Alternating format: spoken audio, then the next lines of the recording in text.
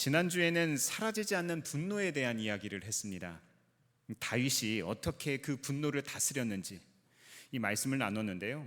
사무엘이 죽고 나서 영적인 홀로서기를 해야 했던 이 다윗에게 하나님 음성 듣는 게 아주 중요했다고 이야기를 했습니다.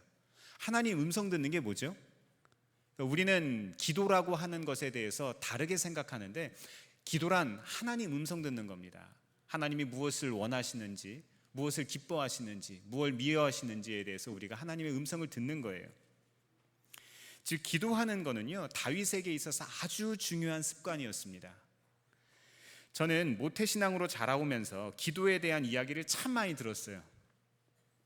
기도가 중요하다, 기도해야 된다, 또 기도에는 능력이 있다, 기도는 하나님과 대화하는 거다, 하나님은 우리 어떤 기도도 들으신다, 이런 얘기 참 많이 들었습니다. 저는 한번 생각해 봤어요. 기도가 그렇게 중요하고 필요하다는데, 기도에는 그렇게 큰 능력이 있다는데, 왜 기도하는 사람은 적을까요? 왜 기도하는 방법을 잘 모를까요? 저는 이런 말을 자주 듣습니다. 목사님, 전 기도를 오래 못합니다. 전 기도를 잘 못해요. 반면에 이런 말 들은 적은 없습니다. 목사님, 저는 기도하면 제가 강해지는 것을 느낍니다. 제 마음이 충만해지는 것을 느껴요. 기도하면 제 삶이 100% 충전되는 그런 기분이 들어요. 이런 말은 거의 들어본 적이 없어요. 사람들이 기도에 자신 없어 하는 이유가 있습니다. 기도란 처음 시작할 때는 아주 간단해 보이는데 하면 할수록 복잡해지기 때문입니다. 마태복음 6장 6절에서 예수님은 제자들에게 이렇게 이야기하셨어요. 말씀을 좀 띄워주시죠. 너는 기도할 때에 골방에 들어가 문을 닫고서 숨어서 계시는 내 아버지께 기도하여라. 그리하면 숨어서 보시는 너희 아버지께서 너에게 갚아주실 것이다.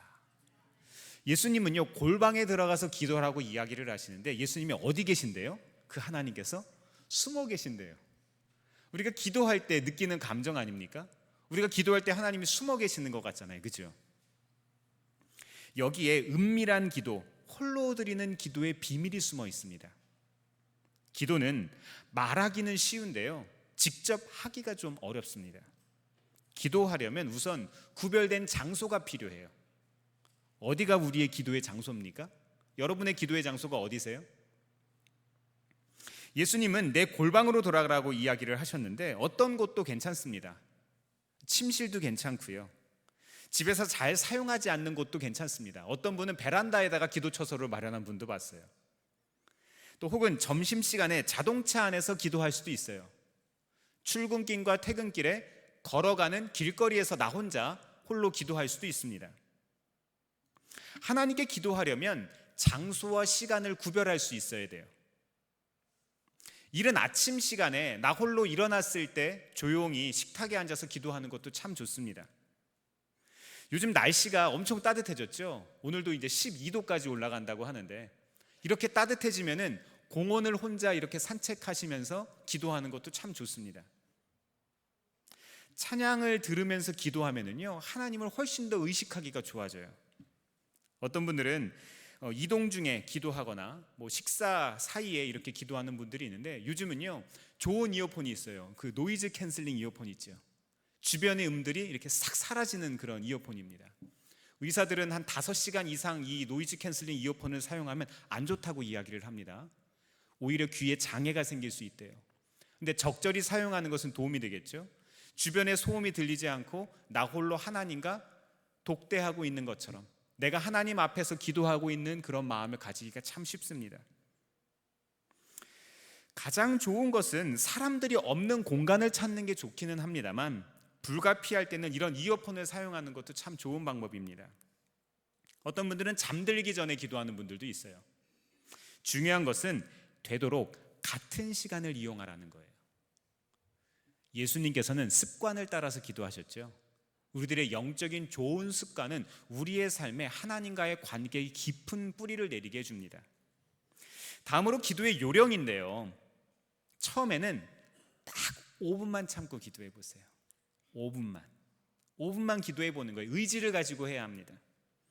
처음에는 하나님께 감사와 찬양을 올려드리는 거예요. 그리고 사랑합니다 하고 한번 고백해 보세요.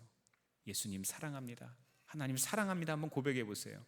그리고 우리의 죄를 고백하고 또 용서를 경험하고 하나님과 교제하다 보면은요, 또 필요한 것들이 있잖아요. 우리의 삶에 하나님 이것들이 필요합니다, 저것들이 필요합니다. 우리의 삶에 필요한 것들을 한번 구해보세요. 이렇게 시간을 늘리다 보면은요, 5분이었던 기도가 10분이 돼요. 10분이었던 기도가 15분이 되기 시작합니다. 기도는요, 실행에 옮기는 게 제일 어렵습니다. 일단 하는 게 어렵다는 거예요. 우리 주변에는 마음 뺏는 것들이 참 많죠. 게다가 현대인들은 너무 바쁩니다. 우리가 신경 쓸 게 너무 많아요. 솔직히 말씀드려서 기도는 알아서 저절로 되는 게 아닙니다. 가족들 간에 식사할 때 가족들끼리 합의한 불문율 같은 게 있는 가정들이 있습니다. 핸드폰 사용하지 않기로 하는 거. 쉽습니까? 밥 먹을 때 핸드폰 사용하지 않고 가족끼리 대화만 하자, 이렇게 약속을 해놓고 아빠가 보잖아요. 저도 그런 경험들이 있어요. 일을 하다 보면 어쩔 수 없이 우리가 시간과 마음을 뺏길 때가 있어요. 마찬가지로 기도도 우리가 의지를 가지고 기도에 시작해야 한다는 것을 의미합니다. 기도는 하나님의 능력으로 이어지고 하나님의 능력을 사용하는 것이기 때문에 기도하다 보면은요, 영적인 전쟁터로 들어가는 거예요. 그래서 원수마귀는 우리가 은밀히 기도하지 못하도록, 기도의 골방의 자리를 지키지 못하도록 방해합니다. 하지만 이런 중에도 기도할 수 있는 사람, 이런 사람은 하나님의 능력을 경험할 수 있습니다. 이런 능력을 꼭 경험해 보시기를 바랍니다. 잊지 말아야 할 것은요, 홀로 하는 은밀한 기도만큼이나 함께하는 기도도 능력이 있다는 거예요. 예수님은 마태복음 18장 19절에서 또 20절까지 이런 말씀을 하셨는데요, 같이 한번 읽어보겠습니다. 시작. 내가 진정으로 거듭 너희에게 말한다. 땅에서 너희 가운데 두 사람이 합심하여 무슨 일이든지 구하면 하늘에 계신 내 아버지께서 그들에게 이루어 주실 것이다. 두세 사람이 내 이름으로 모여있는 자리, 거기에 내가 그들 가운데 있다. 아멘. 예수님은요, 합심 기도와 개인 기도의 차이를 설명하신 게 아니에요. 함께 회중들이 기도하는 거에 대해서 이야기하고 계시는 겁니다. 대표 기도하는 게 아닙니다. 우리가 예배를, 공예배를 드릴 때 우리가 함께 모여 있고 누군가 앞에 나와서 대표로 기도하는 이런 기도를 이야기하는 게 아니에요. 한 마음과 한 뜻으로 한 가지 주제를 가지고 회중들이 함께 기도하는 것들을 의미합니다. 저는 두세 사람이 기도할 때와 혼자서 기도할 때, 그룹으로 기도할 때와 개인이 기도할 때의 차이에 대해서 좀 더 설명을 드리고자 하는데요, 함께 드리는 기도가 큰 능력이 있는 이유는요, 기도에 따를 결과를 우리 모두가 한마음 한뜻으로 믿고 있기 때문에 그런 거예요. 혼자서 기도할 때보다 함께 기도할 때 기도에 더 집중하기가 쉬워집니다. 그런 경험 언제 합니까? 수련회 때, 부흥회 때, 이럴 때 우리 경험하잖아요. 단기 선교 가서 같은 마음으로 같은 상황에 있는 사람들이 한마음 한뜻으로 기도할 때 하나님께서 그것에 대해서 강하게 응답하시는 거예요. 함께 기도할 때 마찬가지입니다. 의사들은요, 약을 처방할 때 항생제 같은 경우도 병증이 심할 때는 한 가지가 아니라 두 가지, 세 가지 종류의 약들을 섞어서 사용을 합니다. 그렇죠? 그렇게 사용할 때 약효가 훨씬 더 증가하는 것들을 압니다. 마찬가지로 두세 사람, 많은 회중들이 한 마음과 한 뜻으로 기도할 때 하나님 앞에 훨씬 더 효과적으로 응답받을 수 있는 거예요. 이때 우리는 특별한 성령님의 임재를 경험할 수도 있습니다. 혼자서 기도할 때와는 분명한 차이가 있는 거예요. 그런데 무엇보다도 기도의 핵심은 무엇인지 아세요? 오늘 계속해서 제가 말씀드릴 건데, 하나님과의 관계예요. 한 마음과 한 뜻으로 기도한다 하더라도 하나님과 아무런 관계가 없다면 하나님께서 듣지 않으세요. 아무리 강력하게 우리가 매달리고 하나님께 조르고 애를 태워도 하나님께서 듣지 않으십니다. 만일 이 관계성이 없다면 우리가 하는 기도는요, 아무런 의미 없는 말에 지나지 않습니다. 많은 사람들이 그냥 애만 쓰는 거예요.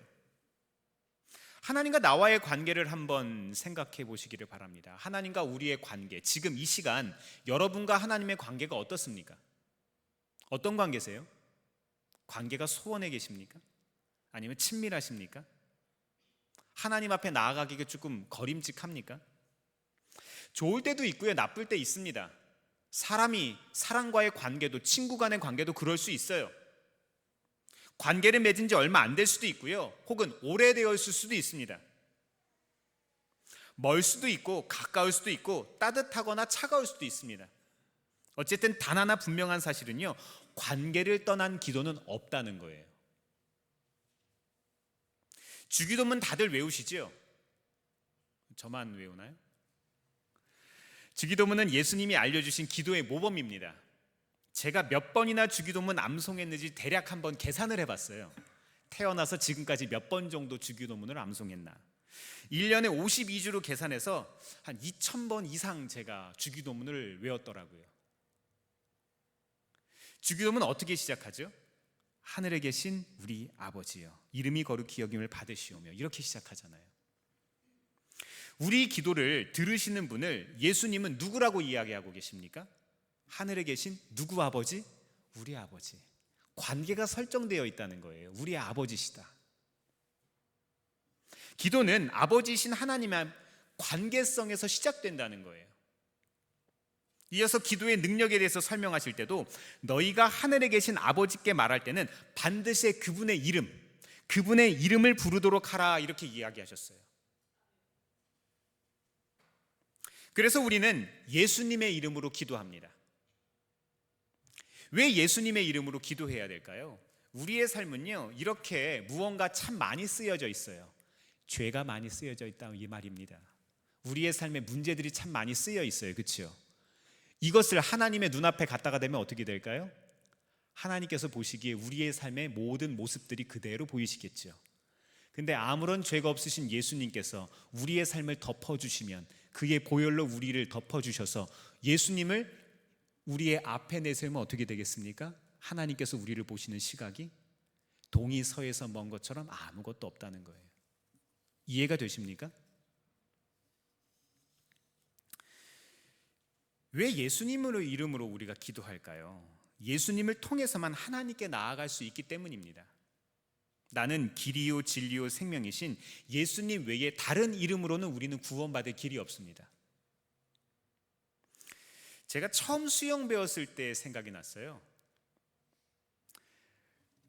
처음에 물에 뜨니까 너무 신나는 거예요. 키판을 잡고서 이제 가니까 너무 좋았어요. 자유형을 배웁니다. 배영을 배우니까 이거 기가 막힌 거예요. 너무 신나는 거예요. 제가 남들보다 한 달 정도를 빠르게 진도를 나갔습니다. 빨리빨리 배운 거예요. 근데 평영을 시작을 했는데 너무 어려운 거예요. 팔과 다리가 약간 다른 박자로 움직여야 되거든요. 똑같은 박자에 가면은 잘 안 가요. 팔이 먼저 나가고 다리를 차야 되는 거거든요. 이렇게 하고서 다리를 차야 돼요. 근데 앞으로 전혀 가지를 않고 오히려 가라앉는 겁니다. 그래서 저는 2주쯤 지나서 도저히 안 돼서 특단의 조치를 내렸습니다. 유튜브 강사의 유튜브를 보고 침대 위에 올라가서 평영을 한 거예요. 침대에서 평영을 한 거예요. 침대에서 막 이렇게 한 거예요. 혼자 쇼를 한 거죠. 이야, 상상을 해보세요. 얼마나 웃깁니까? 40살 넘은 아저씨가 막 침대에서 막 이렇게 평영을 해보려고 애를 썼습니다. 팔 따로 다리 따로 막 허우적 거리는데, 그때 저희 아들들은 한 2년 정도 수영을 했거든요. 애들이 웃는 거예요. 아빠 보라고. 야, 엄마가 이제 애들을 데리고 오는 거예요. 야, 아빠 봐라, 아빠 봐라. 그러든지 말든지 나는 일단 평영을 해야 되니까. 이거 안 하면은 이제 가가지고 제가 수강반에서 그때 자유형, 배형까지는 제일 앞자리였거든요. 제일 잘하는 사람이 1번입니다. 저는 1번이었어요, 항상. 근데 이제 2번, 3번으로 밀리게 생긴 거예요. 이거 안 되잖아요. 그 자리를 뺏길 수 없는 겁니다. 허우적거리면서 나름대로 연습을 했는데 별 도움이 되지를 않습니다. 결국 물속에서 직접 몸으로 부딪혀서 배웠습니다. 기도와 관계성을 따로 떼어놓고 생각할 수 없는 거, 이거는 마치 수영과 물을 따로 떼어놓을 수 없다는 것을 뜻합니다. 기도는요, 일단 하는 게 중요한 거예요. 물속에 들어가서 수영을 해야 하는 것처럼 기도란 일단 하는 게 중요합니다. 하나님과의 관계성 안에서 일단 어떤 기도이든 해보세요. 침대 위에서도 수영하는 자세로 흉내는 낼 수 있는데 수영이 아니죠. 물속에서 움직여야만 수영이 됩니다. 기도 역시 마찬가지인 거예요. 기도가 하나님과의 관계 속에 있지 않는 한, 기도를 일단 우리의 입으로 고백하지 않는 한 기도가 아니라는 거예요. 그럼에도 하나님과의 깊은 교제를 하게 만드는 가장 중요한 핵심은 뭐라고요? 관계성, 하나님과의 관계라는 거예요. 기도가 어렵다고 느끼는 거는요, 기도에 다양한 모습이 있어서 아마 그럴 겁니다. 보통 사람들은 기도란 무엇을 구하는 기능만 있다고 이렇게 생각을 합니다. 내가 바라는 것들, 원하는 것들을 하나님께 구하는 거라고 생각해요. 하지만 그거는 여러 가지 기도의 모습들 중에 그냥 하나일 뿐입니다. 성경은 다양한 기도의 모습에 대해서 알려주는데요. 그렇다면 우리가 응답받는 기도, 하나님께서 우리의 기도를 응답하시려면 우리가 어떻게 해야 될까요? 첫 번째로 불평하는 기도도 괜찮습니다. 뭐가 괜찮다고요? 불평도 괜찮다고요. 하나님 그런 기도도 들으신다고요. 사무엘상 1장 11절에서 15절 말씀 보면은요, 불임 때문에 고난당하고 있는 한 여인이 등장합니다. 누구죠? 한나가 등장합니다. 이 한나는요, 아이를 오랫동안 낳지 못해서 성전에 찾아가서 괴로운 마음을 가지고 하나님 앞에 기도합니다. 얼마나 통곡하면서 기도했는지 엘리 제사장이 이 여인을 가리켜서 술 취한 여인 같다 이렇게 이야기했어요. 시편 88편 1절 이하 말씀을 보면은요, 이 시인은 하나님께 제발 내 말을 들어달라고 부르짖습니다. 다 함께 말씀 한번 좀 볼까요? 시작. 주님, 나를 구원하신 하나님, 낮이나 밤이나 내가 주님 앞에 부르짖습니다. 내 기도가 주님께 이르게 하시고 내 울부짖음에 귀를 기울여 주십시오. 아멘. 이 말씀의 분위기가 어떻습니까? 아주 절실하잖아요. 너무 간절하잖아요. 어떤 관계든지요, 불평이 있기 마련입니다. 엄마 아빠에게 불평 없는 애들 보셨습니까? 학교 선생님에게 불만 없는 학생들 보셨습니까? 목사에게 불평 없는 성도는 저는 보고 있습니다. 우리 성도님들은 그런 사람들 절대 아닙니다. 그런 면에서 불평 역시 기도의 한 가지 모습입니다. 시편 142편 1절 이하 보면은요, 다윗은 이렇게 불평합니다. 제가 읽어드릴게요. 나는 소리를 높여서 주님께 부르짖는다. 나는 소리를 높여서 주님께 애원한다. 내 억울함을 주님께 호소하고 내 고통을 주님께 아랜다. 구약 성경에 등장하는 위대한 선지자 예레미야 아시죠? 이 사람도 하나님께 불평한 적이 있는 거 아십니까? 예레미야는 20장 7절에서 이렇게 기도합니다. 띄워주세요. 주님께서 나를 속이셨으므로. 지금 무슨 소리 하는 겁니까? 주님께 속았대요. 내가 주님께 속았습니다. 주님께서는 나보다 더 강하셔서 나를 이기셨으므로 내가 조롱거리가 되니 사람들이 날마다 나를 조롱합니다. 하나님 말 들었는데 내가 왜 이렇게 어려움을 겪습니까? 지금 이 얘기하는 거예요. 불평하는 겁니다. 예레미야는 하나님께서 이 모든 상황에 문제다 이렇게 이야기하는 거예요. 항변하는 거예요. 이 사람들 기도에는 공통점이 하나 있습니다. 뭡니까? 그거는 불평의 대상이 사람이 아니라는 겁니다. 불평의 대상이 누구예요? 하나님이라는 거예요. 하나님은 우리의 불평, 우리의 불만, 우리의 문제, 우리의 삶의 억울함 이런 것들을 듣기를 원하시는 분이세요. 이 사람들은 내 문제가 하나님과 관련이 있다는 믿음이 있었어요. 그러니까 하나님께 이야기를 하죠. 하나님이라면 이 문제를 해결하실 수 있다고 믿은 거예요. 그러니까 하나님께 불평을 하죠. 그리고 그 문제를 하나님께 직접 올려드렸습니다. 사랑하는 성도 여러분, 우리의 삶의 문제도 하나님께 올려드릴 수 있기를 바랍니다. 하나님은 우리의 어떤 기도라도 들으시는 분이기 때문입니다. 두 번째로 응답받는 기도를 위해서 우리가 기억할 게 뭐가 있을까요? 하나님께 구하는 것에 죄책감을 가지지 마세요. 예수님은 마태복음 7장, 오늘 우리가 읽었던 말씀인데요, 다시 한번 좀 읽어볼게요. 시작. 구하여라, 그리하면 하나님께서 너희에게 주실 것이다. 찾아라, 그리하면 너희가 찾을 것이다. 문을 두드려라, 그리하면 하나님께서 너희에게 열어주실 것이다. 구하는 사람마다 얻을 것이요, 찾는 사람마다 찾을 것이요 문을 두드리는 사람에게 열어주실 것이다. 아멘. 우리 교회 청년부 중에 한 친구는요, 무언가 하나님께 구할 것만 있으면 새벽 기도를 나온 애가 있어요. 저는 걔가 새벽 기도를 나오면 무섭습니다. 이번엔 또 뭘까? 성경에는 하나님께 구하는 기도가 많이 등장합니다. 바울은 빌립보서 4장 6절에서 7절을 통해서 이렇게 이야기하는데요. 읽어드리겠습니다. 아무것도 염려하지 말고 오직 모든 일을 오직 기도와 간구로 하고 여러분이 바라는 것을 감사하는 마음으로 하나님께 아뢰십시오. 그리하면 사람의 헤아림을 뛰어넘는 하나님의 평화가 여러분의 마음과 생각을 그리스도 예수 안에서 지켜줄 것입니다. 아멘. 요즘에 어린이부가 계속해서 부흥하고 있습니다. 이번에 어와나에 등록한 아이들이 엄청 많아요. 그래서 코로나 이전을 조금씩 거의 회복을 했습니다.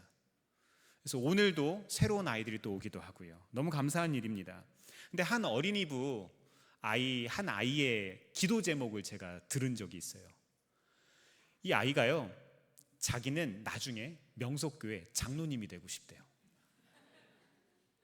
장래 희망입니다.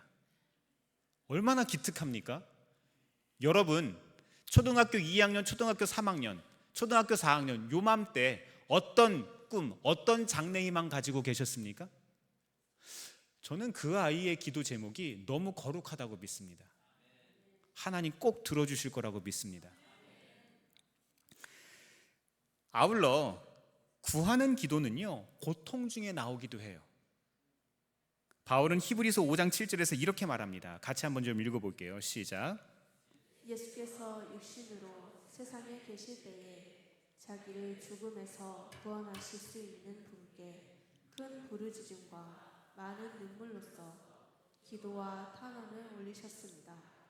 하나님께서는 예수의 경외심을 보셔서 그 간구를 들어주셨습니다. 아멘.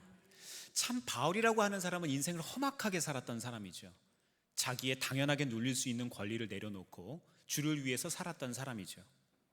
하나님은요, 그런 자녀들의 기도를 분명히 들으시는 분입니다. 세 번째 기도의 특징으로요, 침묵 자체도 기도가 될 수 있습니다. 침묵. 로마서 8장에는요, 기도하다가 결국엔 아무 말도 못하게 된 사람의 기도가 소개됩니다. 하나님, 더 이상 무슨 말을 해야 될지 모르겠습니다. 저는 수렁에 빠졌어요. 저는 큰 어려움에 있습니다. 성령님은요, 이런 우리를 위해서 중보하시는 분이세요. 파라클레토스.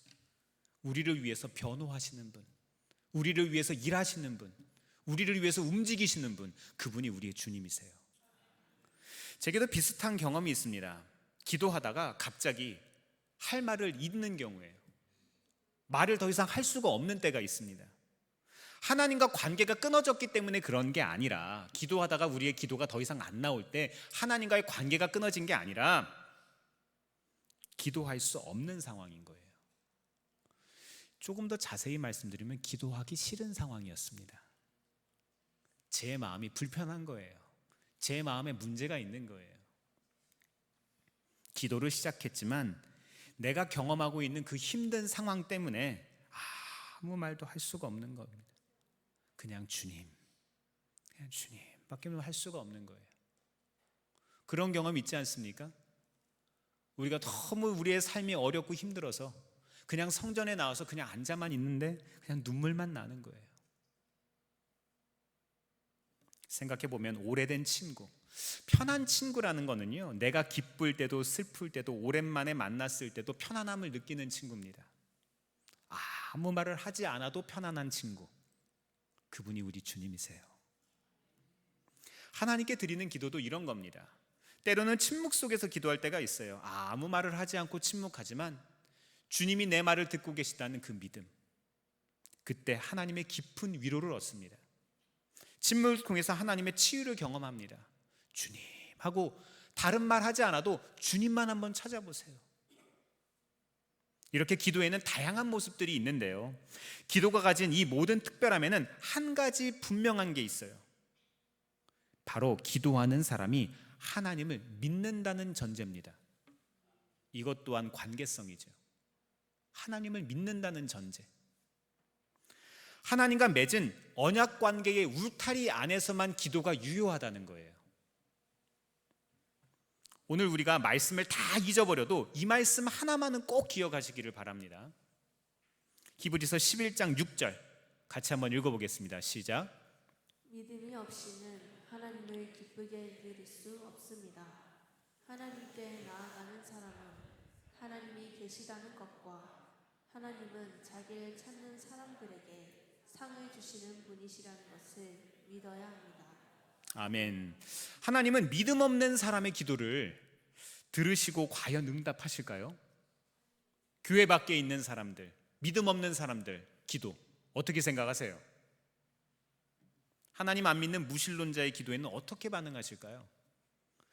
비슷한 이야기 들으신 적 있을 겁니다. 전쟁이나 재난 같은 사건 사고가 있을 때 믿음 없는 사람인데 짧게 기도했는데 하나님께서 응답하신 그런 일들이 있을 수 있어요. 이런 일들 어떻게 일어날까요? 어떤 사람들은 이런 초자연적인 일들을 통해서 그리스도인이 되었다고 고백합니다. 내가 그때 하나님께 기도한 것을 응답해 주셔서 내가 교회에 나오게 됐어요. 이런 이야기를 해요. 여기에는 분명한 차이가 있습니다. 하나님은 그리스도인이 아닌 사람들의 기도에 응답하셔야 될 의무가 없으세요. 예수 그리스도를 통해 하나님과 관계 맺지 않은 사람은 하나님께 당당히 요구할 수가 없습니다. 물론 하나님은 선하신 분이시고 모든 사람을 구원하기를 원하세요. 모든 사람의 아버지시기도 합니다. 하나님은 하나님과 아무런 관계가 없는 사람들의 기도를 들어주시기도 하시고 그 기도를 이루어 주시기도 합니다. 다급한 기도를 들어주실 때도 있어요. 하지만 그런 응답은 예수님을 통해서 하나님과 관계를 맺은 사람들과 그렇지 않은 사람들과는 분명한 차이가 있습니다. 한번 생각해 보세요. 길을 걷고 있는데 모르는 낯선 사람이 나에게 와서 무언가 부탁을 했을 때 들어줄 수도 있고 들어주지 않을 수도 있어요. 그렇죠? 근데 우리 아들이 무언가 나에게 부탁을 했을 때는 당연히 들어줘야죠. 지금 쉽게 차이를 이야기를 하는데 이해가 되십니까?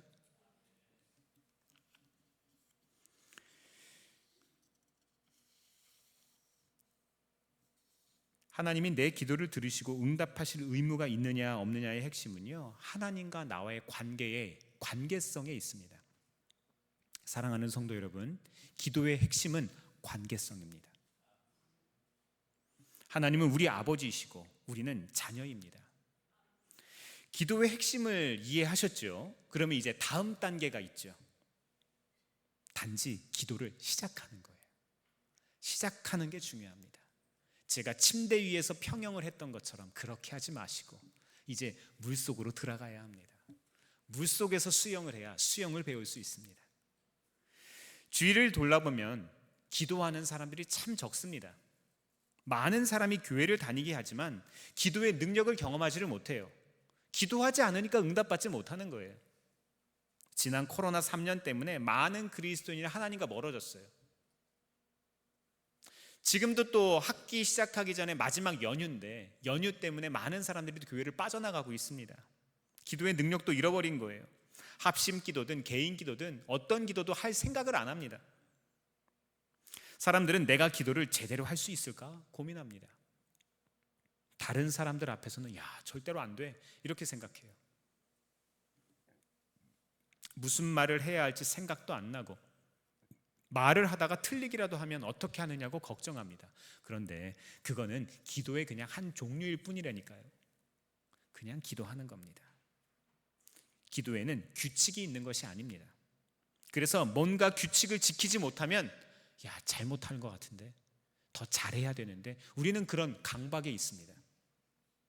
자식들과 다른 지역에 멀리 떨어져 있는 부모님들 계시죠? 그런 부모님들께 한번 물어보세요.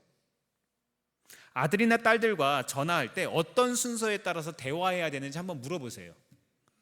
그 순서 있습니까? 순서 없잖아요. 엄마! 대뜸 인사도 안 하고 자기 필요한 것부터 이야기합니다. 엄마! 나 김치 좀 보내줘. 엄마! 나 사실 할 말이 있는데. 기도라는 것은 그런 거예요. 밤에 전화해도 되고요, 낮에 전화해도 됩니다. 전화할 때 올바른 방법 같은 거 없습니다. 일터로 전화해도 되고요, 집으로 전화해도 됩니다. 전화만 하면 기분이 좋지 않습니까? 자녀에게 전화를 받기만 해도 기분이 좋은 겁니다.